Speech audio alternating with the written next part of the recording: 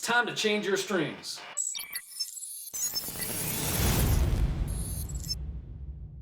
Hey guys, welcome back. If you're new to the channel, please take a second and subscribe. It really does help us out.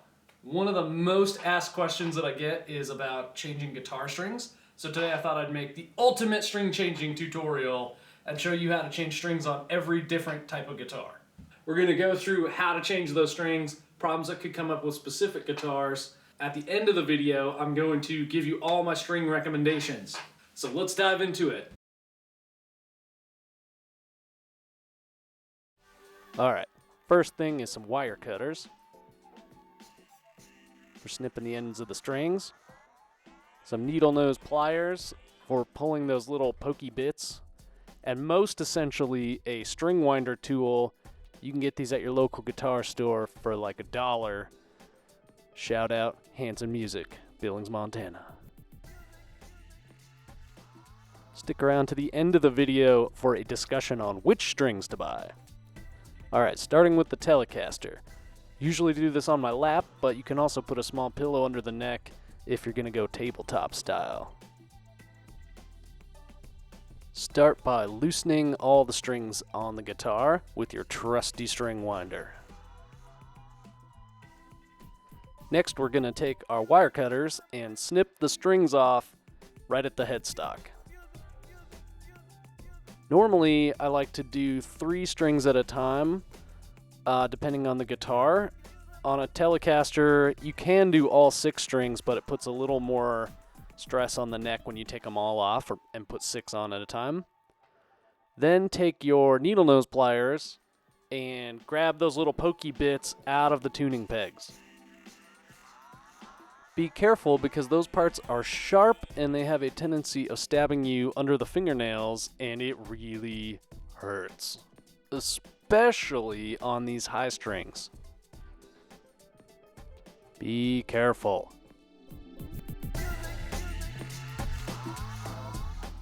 Ouch. Pokey. Ouch. Next, we're going to take the old strings that we cut off from the headstock and push them through the back of the body. Should just pop right out through there. Nice and easy. Next, take your new string, starting with the low E, poke it back through the guitar, through the bridge, and pull it out the front of the guitar. Make sure the ball end of the string is seated really nice in the bridge. Next, turn the tuning peg so that the slot of the peg is parallel to the frets. Take your new string and poke it through the peg to the outside of the guitar head. Make sure you leave a little bit of slack on the string so that you have enough to wind around the peg when you start turning it. Okay, here's the super secret tricky part. This process is going to be the same on every guitar. Bend the string back around the post and put it underneath the string. Pull it really tight and fold it over the string. This way, when you start turning, it'll wrap around itself. Use your string winder to start turning the string. Sometimes the string has a tendency to pop over the top, so use your other hand to hold it down in place while you start turning. Should look something like this. Continue turning until you get it up to tension. Use a tuner or a piano or another guitar to just play this string and make sure that it's in the ballpark of an E. Take your snippers and clip the extra string off right at the peg. Some people think it's cool to wrap the extra string around in a loop and leave it dangly off the end of the guitar. Don't do this, it just looks sloppy and lazy. Clip it off! Now repeat this process on all 6 strings. Some guitars have what we call a string tree, which is a little thing that you put the string under to create more of an angle from the nut. Just slip it under there and continue tightening. This guitar has a string tree for the top 2 strings.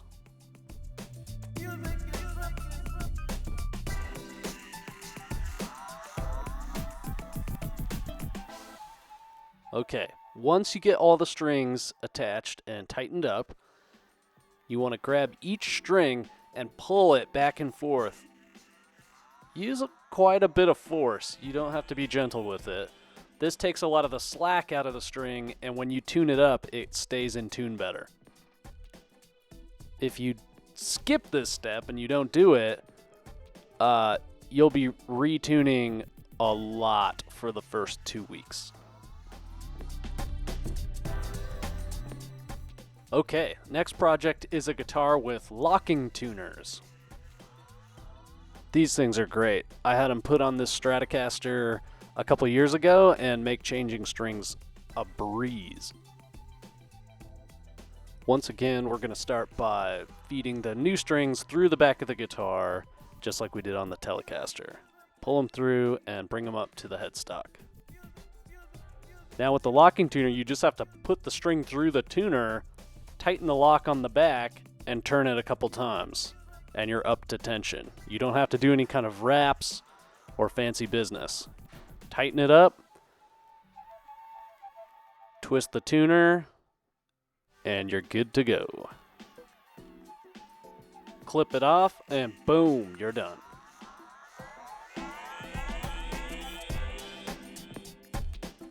Okay, so on most archtop guitars, there's a couple additional things to think about.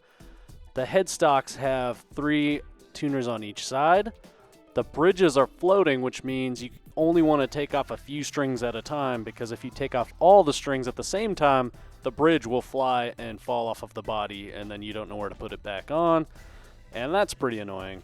So just do a couple at a time.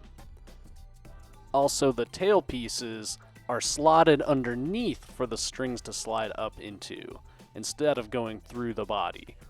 When you put them on, you want to hold tension so they don't fall off while you tighten on the headstock.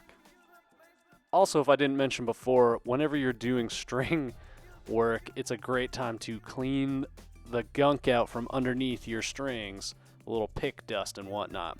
Just use a damp paper towel or cloth, no harsh cleaning chemicals, please. Okay, the first 3 strings are going to use the same process we already did on the Telecaster. String through, fold it over, tighten it up. Make sure that on the top set of tuners, you're turning them away from you, and on the bottom 3 strings on the other side, you're turning them towards you. So for the other 3 tuners, you also want to make sure you put the string from the inside of the headstock going to the outside.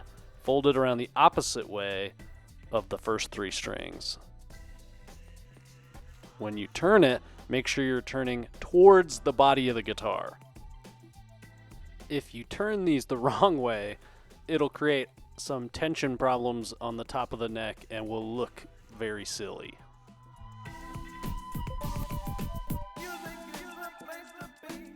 Next, we're going to do a typical acoustic guitar with bridge pins, where you really need one of these string winder tools. Once again, start by loosening all the strings. Next, take the little notch on the string winder and use it to pry up the bridge pin out of the bridge. Careful. Do not use pliers like this. You will just booger up your bridge pin, snap the head of it off, or scratch up all the wood. Okay, notice how these bridge pins have a little slot in them. We want the slot facing the neck of the guitar. And when we put the string in, we want to seat it in that slot with the ball of it underneath the pin. Then push the pin down in, and just the force and tension of the string is going to hold it in place. Sometimes when you're tightening these strings, the tension starts to pull the pin up out of the bridge, in which case you reach your right arm down and just push it down with your thumb while you're tightening. Easier said than done.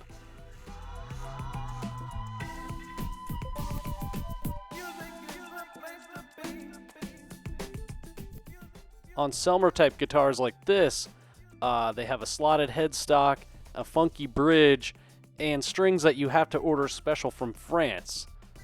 You can either get ball end or loop end. Only noobs get ball end because the loop ends look so sexy. They just pop on and off of these little bridge pin things. Pretty easy to change. The slotted headstock, however, is a pain in the you-know-what. Push the string through the slot and back around to the front of the guitar. Then fold the string underneath and back around so that when you start turning it, it wraps around itself again.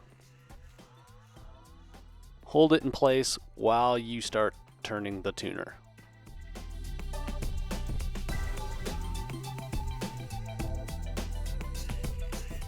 Okay, you also want to make sure that you're really careful when you're putting your pliers in to pinch these off so that you don't gouge the wood around the tuners.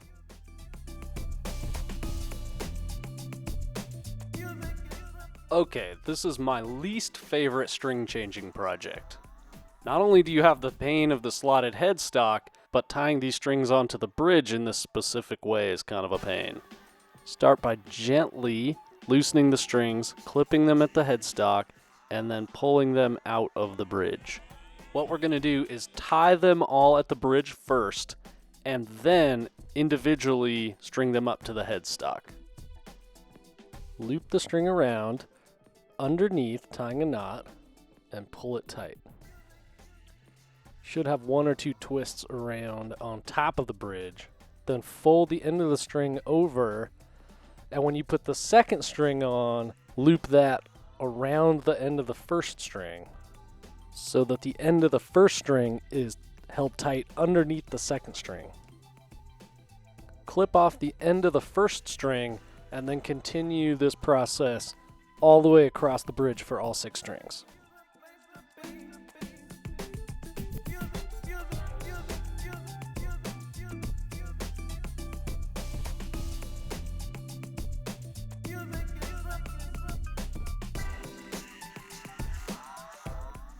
Alright, so on to the headstock.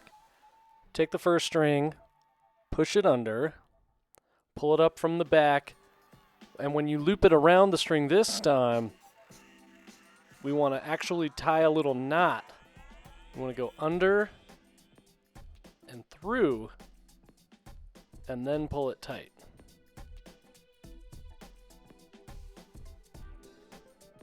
Now start turning the peg.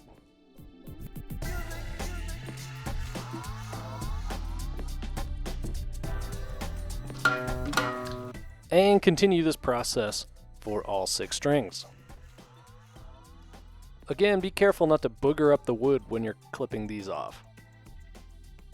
Another really annoying thing about changing classical guitar strings is that they take forever to stretch out, like months. So the more you can stretch them at this stage, the better. Just pull and pull and pull and trying to get any more of that slack out that you can. You'll still be retuning every 5 seconds for the next several weeks. All right, so that's it. I told you I would give you my string recommendations, so let's talk about that a little bit. General sort of rule of thumb is that the thicker the string is, the better tone you get, and the thinner the string is, the easier it is to play. So it's kind of a balance between what guitar you're playing and your personal playing style. There's not one correct string, but it can get overwhelming. So when you go in, and you're looking at the wall of guitar strings, it can be intimidating. So for electric guitars like Teles and Strats, I use D'Addario 11s. I find that to be a pretty good balance between really kind of a little bit thicker tone and ease of playing. If you're going to be doing a lot of bendy solos, like maybe you're playing some Albert King blues or something like that, or some like 80s shred where you're just hitting those huge glory bends all the time, You might want to go thinner, maybe a 10s or 9s. I would not recommend going 9s or lower. The tone is just really flimsy and you just bend out of tune. So 11s is kind of a happy medium. Stevie Ray Vaughan was famous for using 13s on his Stratocaster, which is insanely thick. For acoustic guitars, it's a different type of string. If you're playing electric guitar, you're usually using some kind of nickel alloy. On acoustic, usually we're using bronze or some kind of other metal alloys. For acoustics, the medium sort of sweet spot for me is 12s or 13s. In general, acoustic guitars are going to have much thicker strings than electric, so they're going to be harder to bend.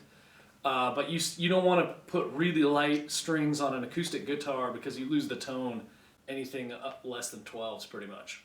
As far as types of guitar strings, for acoustics, I really love Elixir Nano Webs. They're a tiny bit more expensive, but they last like 5 times as long. And if you don't like doing this process and changing your strings every other month, worth every penny. Another thing that people are always asking me about is when to change their guitar strings. Let's talk about that. The first thing that happens when strings start getting old is the intonation goes bad. And what that means is the further up the neck you go, the more out of tune the guitar is.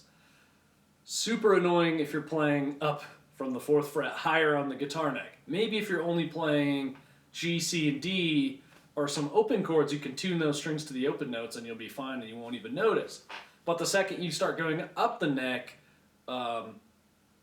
it's out of tune and super annoying. So when it gets to that point, I usually change the strings. If you let it go further than that, what starts happening is the strings lose their feel, and especially on the high strings, it almost has this sharp, pointy feeling, and then eventually they'll start degrading and get like these black, rusty spots on them. Where the strings are just decaying and they get really gross feeling. And after that, if you still haven't changed your strings, your finger grease will start accumulating and there will actually be chunks of stuff on the guitar strings. Yeah, time to change your strings.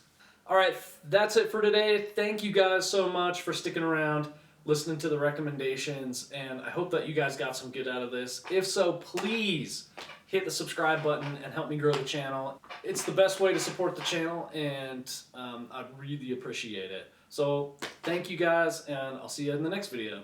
Peace.